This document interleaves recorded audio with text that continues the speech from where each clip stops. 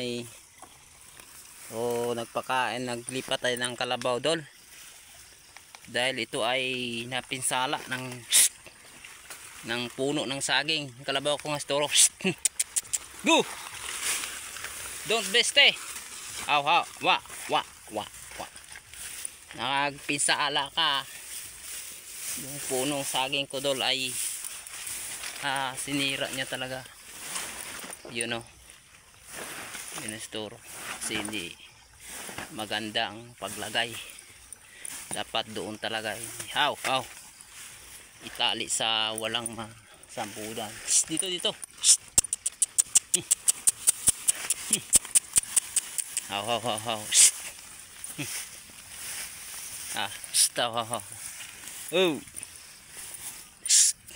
oh, haw tong utin turo bolo golo dol. Dol hinuhipo ko na. Sino ako par dyan o sino nagsabi sa akin hipuin kong utin ni toro, hinipo ko na dol. Yun o tutin. So ano na natin, ilagay na natin sa magandang lagayan dol. Yan. Yun o dol. Ang lawak dito ng bakante na lagayan ng ating kalabaw. So kailangan talaga siya sambod or sa tali.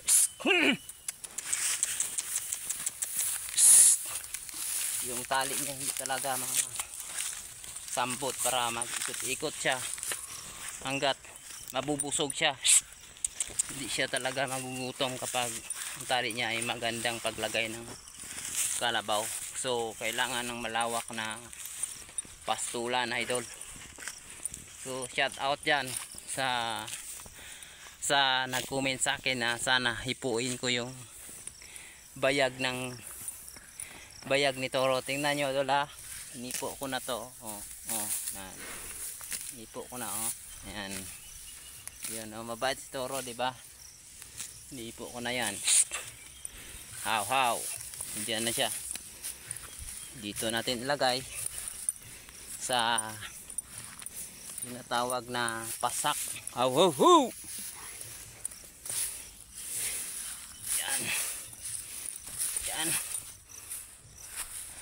Yan itong pasak niya doon, dati ko nilagayan. So dito sigurado di talaga yun masambud yung PC niya to. Talagang hanggang bukas to dito siya. Maganda ang kalagayan niya doon. So magandang araw sa nag-alaga ng kalabaw dyan. So yun ang kalabaw ko nga si toro. Talagang nagbabalot ako doon dahil galing po ako sa trabaho ng aming farm.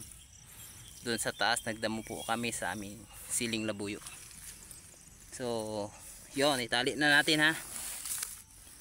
Ganito pagtali dolo. Ayan. So hindi tayo masyado kasi may hawak-hawak po ako. Ito dolo. Yan dolo. Yun dol. Yun o. Ayun. Tapos lagay mo sa pasak. Yan. Kailangan matibay siya dol.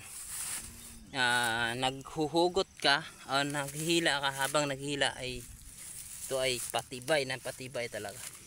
Hindi talaga yun kawala ang ating turong kalabaw. Yun dol. Yun o. Ayan. Yun dol o. Talaga makawala yun. So masigurado muna tayo, sobrang sigurado mga idol, dahil yung kalabaw natin ay turo. Yan, malalim yan dol ha. Yun o. Yan. Okay na. So sigurado na yan, hindi talaga makawala yung ating alagang toro. So diyan ka na toro ha.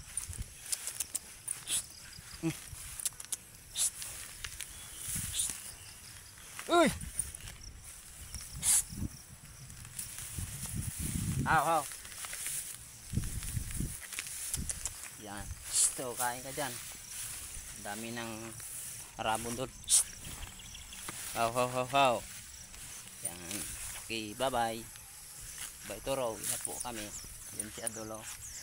So, pag tingnan mo siya, Dol, ang tapang. Pero alam mo, Dol, basta kalabaw nga hindi lumalaban, ay hindi talaga, Dol. So, wag lang tayong matakot dahil hindi talaga yun nalaban sa atin. Si takot rin yun sa atin.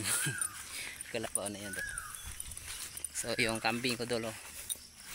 Diyan na yan. Hayaan mo lang dyan. Hindi naman to uulan. So, thank you very much, mga idol.